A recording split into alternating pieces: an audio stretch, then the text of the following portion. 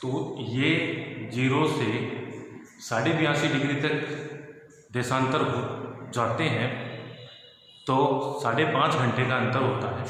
अब अगर इसी तरह हम अगर कोई भी देशांतर लेते हैं उसका समय निकाल सकते हैं। जैसे 0 डिग्री से अगर हम इस तरफ जाएंगे पूरब की तरफ तो हमारा टाइम आगे होगा, और 0 से पीछे की तरफ मतलब पश्चिम की तरफ आएंगे तो हमारा समय पीछे होगा डेट के अनुसार। जैसे वो AM है, अगर 0 डिग्री पे 12 AM है तो पश्चिम की तरफ हमारा टाइम कितना आता है 82.5 डिग्री पर, वो देखते हैं।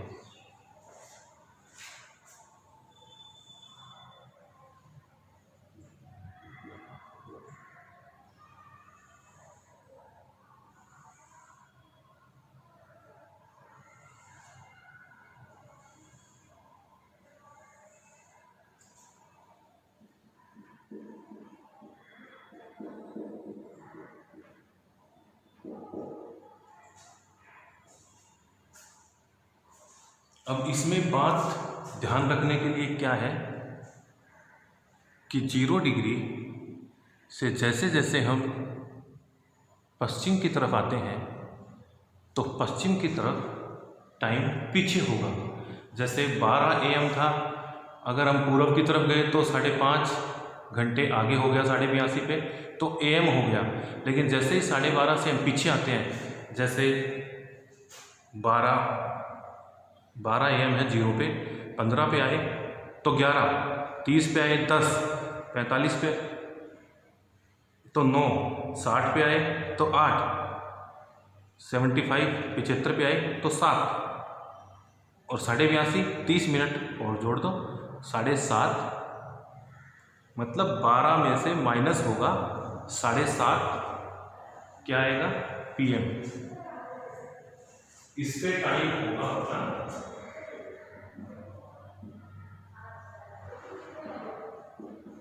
PM। तो ऐसे करके हम किसी भी देशांतर से टाइम देख सकते हैं।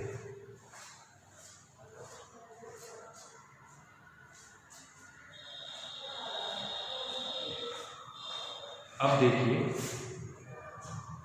जो 180 डिग्री है दोनों तरफ, पश्चिम और पूर्व, ये एक ही लाइन होती है।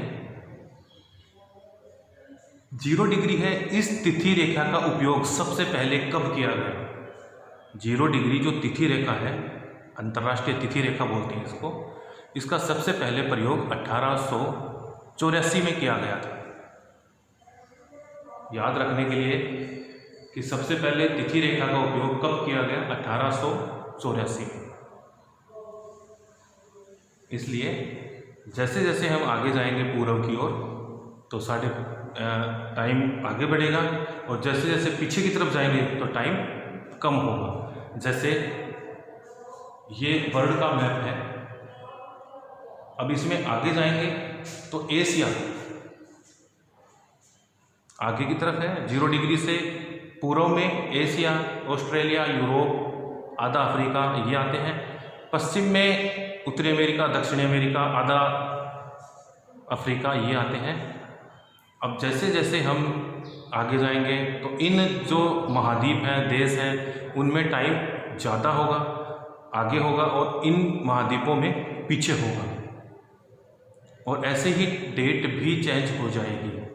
जैसे 12 AM है रात के, ये रात के 12 AM है, ये मॉर्निंग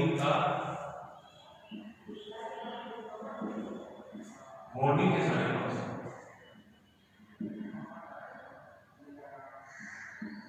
ये नाइट के है।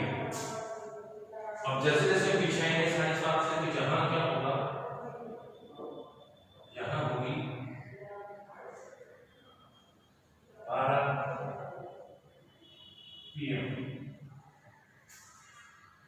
यहाँ से यहाँ आए, यहाँ आए, यहाँ डेट चेंज हो गई। अगर यहाँ पे आज कोई भी डेट है, 10 तारीख है, 10 अगस्त है, समझना। अगर 12 बजे 12 AM पे 10 अगस्त है तो पीछे की तरफ जाएंगे, जैसे 7.5 घंटे हैं अमेरिका में, 7:30 बज रहे हैं, PM है शाम के, तो उस समय डेट वहाँ पे 9 होगी। 0 डिग्री पे 10 है लेकिन पीछे की तरफ 9 होगी और आगे की तरफ 10 होती चली जाएगी। तो ये था अपना टाइम और डेट दोनों के लिए। जैसे जैसे आगे जाएंगे जैसे जैसे इनके टाइम बढ़ता जाएगा, पीछे आएंगे तो टाइम घटता जाएगा।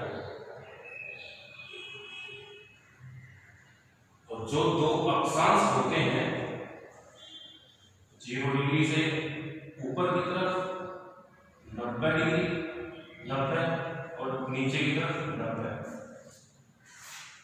0 से ऊपर की तरफ 90 अक्षांश और नीचे की तरफ दक्षिण की तरफ 90 अक्षांश, तो टोटल 180 हो जाते हैं। लेकिन 0 डिग्री जो भूमध्य रेखा है उसको अगर हम जोड़ते हैं तो 181 टोटल ग्लोब पर अक्षांश रेखाएं होती हैं। ऐसे ही देशांतर रेखाएं पूर्व की तरफ 180 और पश्चिम की तरफ 180 होती हैं, लेकिन इनमें 0 डिग्री नहीं जोड़ते हैं क्योंकि ये 0 से स्टार्ट होती है और ये अर्धवर्त बनाती हैं। अक्षांश रेखा पूर्ण वर्त बनाती हैं और देशांतर रेखाएं अर्धवर्त बनाती हैं। इसी तरह अगर हमें देखना है कि 0 डिग्री पर 5 AM है, ध्यान देना 0 डिग्री पर 5 AM है, तो 110 डिग्री पूर्व की तरफ क्या टाइम होगा? अगर यहाँ 5 AM है,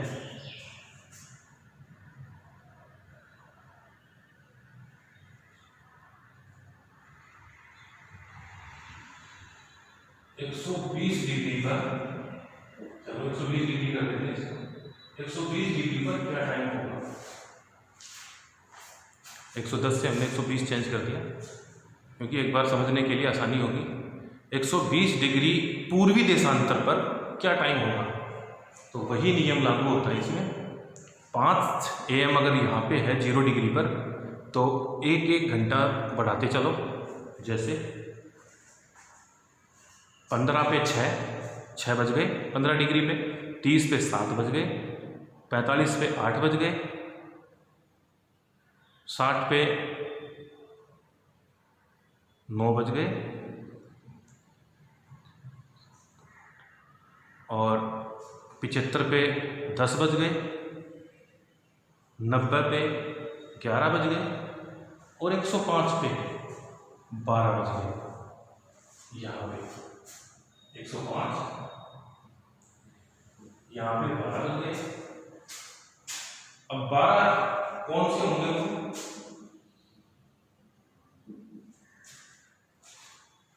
अगर 0 डिग्री पर 5 AM है तो 105 डिग्री पर 12 PM होगा।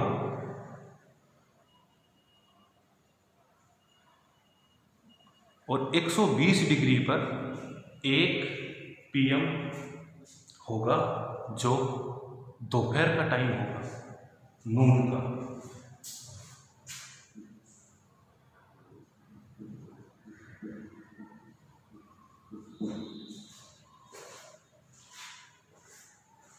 एक 120 डिग्री पर 1 PM होगा जो नून होगा। तो ऐसे करके हमें अगर कोई बोलता है, बताता है, क्वेश्चन आते हैं कि ये तो देशांतर रेखा है, तो पूर्व या पश्चिम की तरफ इतनी देशांतर रेखा पर इस देशांतर या टाइम के अनुसार उस देशांतर रेखा पर कितना समय या डेट होगा। Thank you.